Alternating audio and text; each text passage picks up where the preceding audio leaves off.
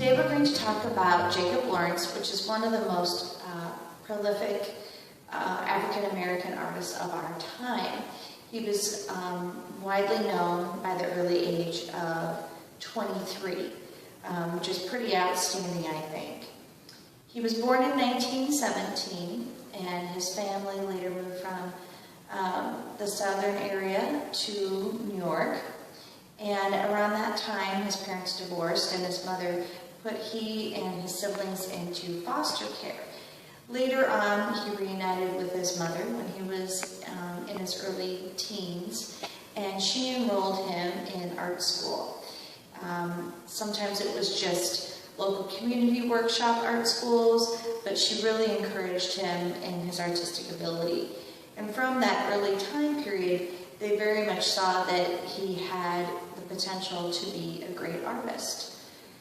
After school, he worked in a variety of positions that really didn't necessarily have much to do with art, but he still continued to try to further his art education, including attending classes at the Harlem Art School.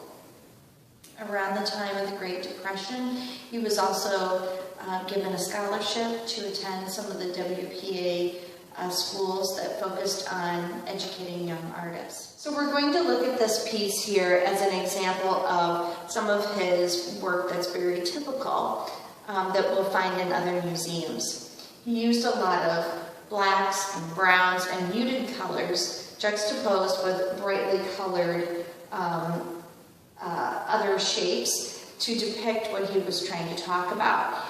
Oftentimes he would highlight events in African and African American history, and he would also highlight famous persons to that culture's experience.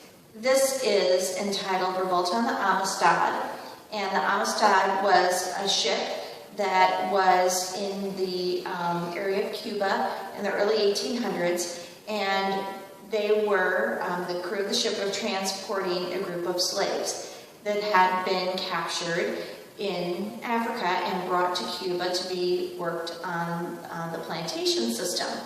And they revolted.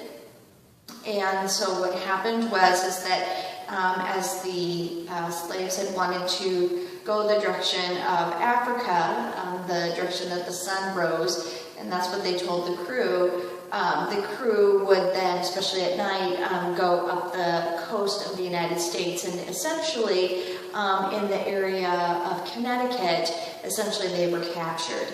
And so with that, there were two lawsuits that were filed. One was sort of about, the property and such of the ship, but the main question was what were to happen to these slaves that had been captured.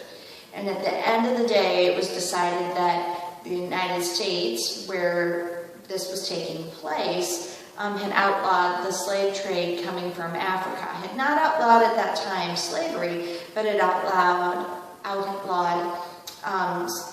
persons being taken from the continent of Africa and brought over.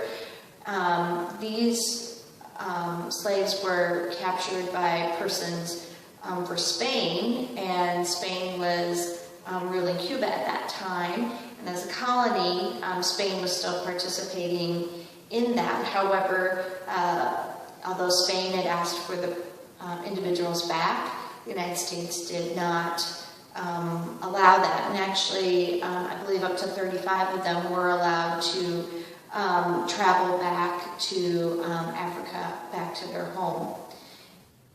So we're going to look at this artwork. Knowing all of that and the story of what happened, what do we see going on here? And this is one of those moments where it's a great time to look at a work of art and see what it tells you. So we're going to look at the water down below. This is what we always ask the school kids. What does the water look like? Is it happy? Is it surfing waves? Is it calm and clear? And it's not those things. It looks scary and hard and harsh waves and turbulent. And so that shows a lot of emotion. And then we look up here and we see sort of a mess and tangle of arms and weapons and a whole knot of people all tangled together. And they're sort of separated by, you know, the different colors. As I mentioned, he would use bright colors and then darker colors together. And so here you can see the outline of a hand. And here you could see the chain shackles hanging off of someone's wrist. You can even see, you know, sharp points that would be something like a weapon that they would have used in the revolt. And so when you look at this piece, what do you feel? Do you feel anxious? Do you feel calm? What do you feel?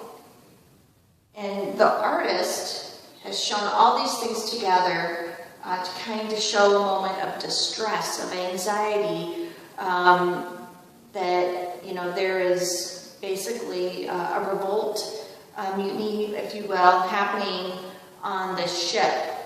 And that's what the artist is trying to portray in this. Jacob Lawrence had a very long career and was very well recognized as an artist. He spent 16 years working as an art instructor, professor for the University of Washington, and he lived until 2000 when he passed away of cancer, and he painted just until right up to the time of his death.